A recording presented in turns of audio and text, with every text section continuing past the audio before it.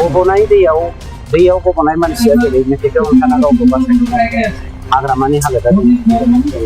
बिथाङा दैयाव गब'नाय सासे सुबुं मानोना बिथाङा गावनि देबोरगावखौ देरहागोथों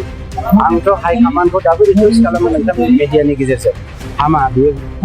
ब्रेक खालामनाय जायो हाइकमान्डआ जुदि आंनि देबोरगाव टिकेट होयोब्ला आं हाग्रामाजों दाबो गेलेनो आरो आंनि समस्ति जेरावहाय आं एक्जिस्टिं एमसिएलए जानानै दङ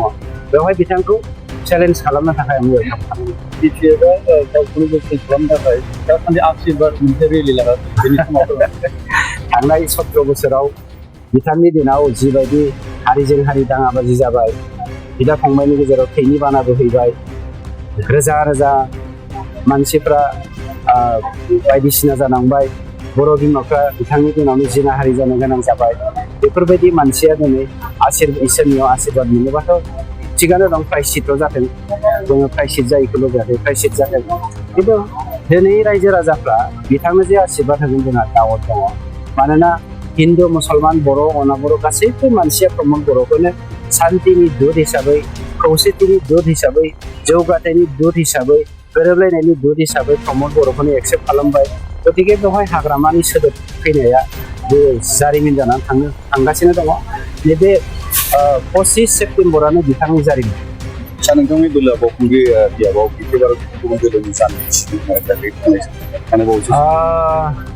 बिपिएफनिफ्राय बिदि बुंनायखौ जों खोनादों